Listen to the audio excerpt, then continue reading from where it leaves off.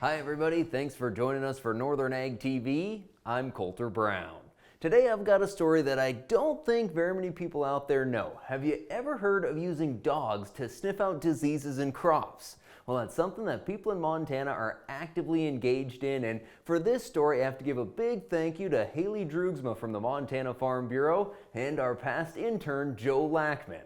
At the Montana Farm Bureau's Young Farmer and Rancher Conference in Missoula, Joe talked to Kim Gilmore with Montana Ag K9s, who told him about how after a career of more than 30 years in training search and rescue dogs, she made a change when a farmer asked her to see if it was possible to train dogs to find a virus in seed potatoes. At this point, we're concentrating on seed potatoes and helping the Montana seed potato growers with what they're doing as far as eradicating and or limiting disease as far as another tool in the toolbox.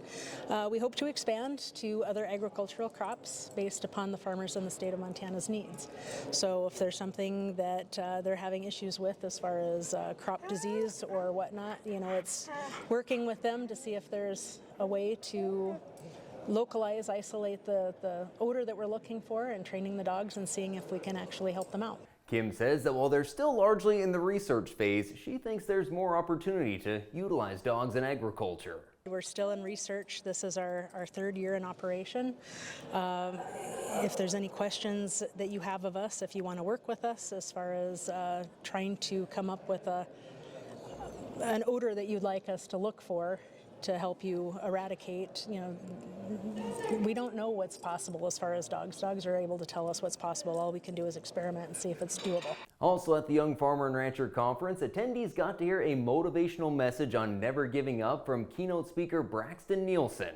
Braxton grew up on a ranch in Utah and was making a go as a bareback rider in the PRCA when life threw him quite a curveball. In 2017, I had a horse flip over on me in the chute, paralyzed me from the waist down.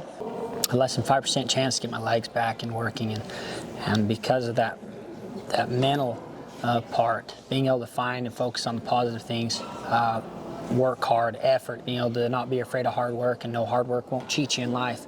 And the last thing is support group, reaching out, finding people that believe in you when you don't believe in yourself.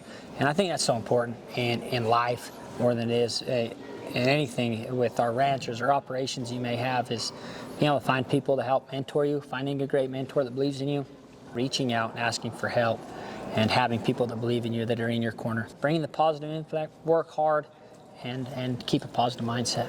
Again, thank you to Haley and Joe for the help in the video for that story. Well, before we take our break, Montana's livestock owners have just a shade over 2 weeks to report the number of livestock they own and pay per capita fees to the Department of Revenue.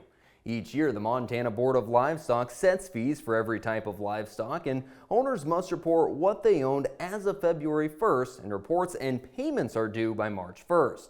If you reported last year but no longer own livestock, you still need to submit a form, and that's everything from cattle, sheep, and horses to chickens, llamas, honeybees, and emus. Stay with us, we'll be back to talk about our markets after this. From the beginning, we've worked closely with farmers. BNSF's ties to the agricultural community go back 175 years. Together, we've innovated to make the U.S. agriculture supply chain one of the most efficient and productive in the world. Our strong relationship powers BNSF still today and helps us move the nation like no one else can. At BNSF, we move the nation for you. Talking with someone that you know is stressed out, those are difficult things to approach, but if you're good friends with those people, reach out and say, I'm here to talk to you. We can find somewhere to get some assistance. It's hard to get involved, but at the same time, you want to just say, hey, there is help available. For more tips in dealing with stress in agriculture or for free counseling for egg producers, visit beyondtheweather.com.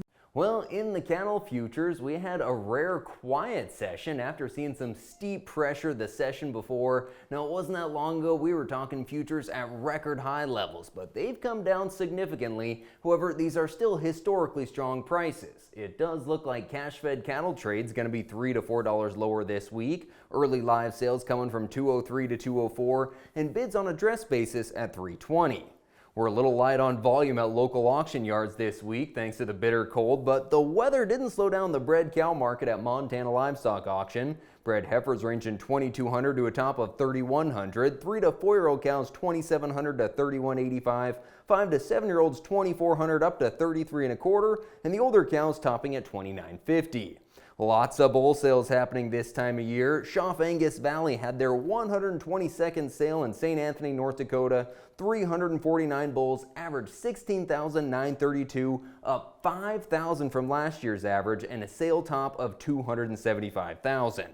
And the grain market didn't think much of the USDA World Supply and Demand Report. The Ag Department estimated ending stocks in both the U.S. and world moving lower, but not substantially. There is hope that the wheat market will find support from Russia implementing an export quota on grain this weekend. Now, Russia says a lot of stuff, while the market seems to take a believe it when I see it approach. That's going to do it for today's report. Thanks for joining us. I'm Colter Brown. Have a good one.